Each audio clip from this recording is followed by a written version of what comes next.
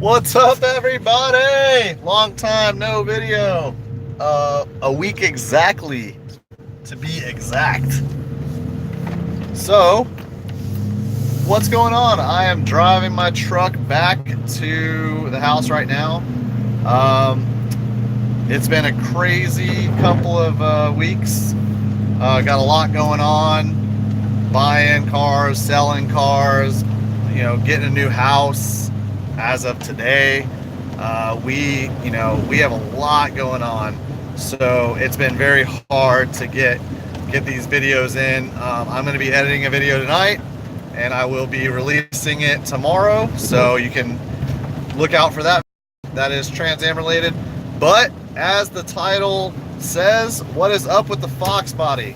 So I thought that I would be making a video by now of putting the motor together and getting the motor in the car. However, comp cams has been freaking way behind, and Jordan from Modular Head Shop, who's building the motor, he's called these people like every single day, and finally today, as of like 4 hours ago, I just got a text saying comp cams is shipping out your cams tomorrow. Woo! So, what does that mean? That means that sometime between now and a week from now, Jordan should get my cams. We should go over to Modular Head Shop, and we should finally get footage of the video of the motor getting reassembled. The rotating assembly is already balanced. The block is already machined. The heads are done, minus the cams. Literally, he's got everything. The only thing he's waiting on are the cams. Now, bear in mind, although comp cams are the ones that are making the cams, they are not actually comp cam specs. These are Jordan specs. He just uses comp cams to produce them. So they just fell way behind. There's people in the same boat as me that have been waiting on, cams, which have been holding up their motor builds for a long time now. And it's really it's frustrating because I've wanted my motor to be done for weeks now, but I can't complain. It's how it goes. What's good is the car will be done hopefully by the end of the month, which means we should be able to get some testing in. And that racing channel is hosting an event in Bradenton, Florida called Streetcar Armageddon. So long as all the testing goes well, we will be going to that event. And then the very following week at Bradenton as well is Cletus and Cars, which is another event we think we're going to make it to. So there's a lot of stuff coming up, and the Fox being finished really it's imperative that it gets done sooner than later. So as soon as I get the motor done, the night that we finish putting it back together, essentially I'm going to put it in the bed of my truck. I'm going to drive over to Knights Automotive, my buddy Kyle's shop, drop it off, keep it in the shop, and then the very next day, or day or two after, drive the Fox over, and then whether it's a Friday or Saturday, I'm not sure, we're going to pull the motor out, drop it from underneath, get the trans out. I might call up McLeod and just get a new clutch while it's all apart, put a new clutch in there, and get her back together and let her rip. The only other change I'm making is VMP has come out with a new, I guess, ported version of the VMP Gen 3, or they will be coming out with that. So my car will have that blower. I already have a Gen 3 now, so what's going to happen is I'm going to take the Gen 3 off and I'm going to upgrade it to this, I guess, larger housing, or I think they're going to call it a ported version. So it should make a little bit more power. I mean, we built this motor to make as much power as we can. So blower only, no nitrous. We're going to try and get somewhere between the 900 to 1,000 wheel horsepower range. And if that's the case, I mean, we're going to be making some major changes to the car. I'm going to have to put a parachute on it. I'm probably going to upgrade my 8-point cage to a 10-point cage. And then, among other things, mainly just we're going to be doing some wire tuck stuff under the hood, upgrading some wire gauge from the alternator to the battery, doing some spider grounds, a couple bus bars, really cleaning everything up. So that's what we have in store for the Fox. Oh, also a new steering wheel. The injectors I run now are ID 1000s. Either ID 1000s or 1050X. I don't remember. I think they're the same thing, but they're roughly ID 1000s. And I don't know for sure. I mean, my fuel system's good for about 1400 horsepower, but I might upgrade to ID 1300s, and I'm not 100% sure if I need to do that yet, but it might be a good idea because I do plan on spraying it in the future. So I know with blower and spray, I'd like to make close to about 1200 wheel, and if I can do that, then shoot, I'm going for it. Again, sorry for the lighting. I am driving home in the diesel, the Duramax. Yeah, I am on E. That's the only way I can make this power. Definitely not on pump gas. I run out of octane. But we're gonna try it on the ID 1000s and see what happens.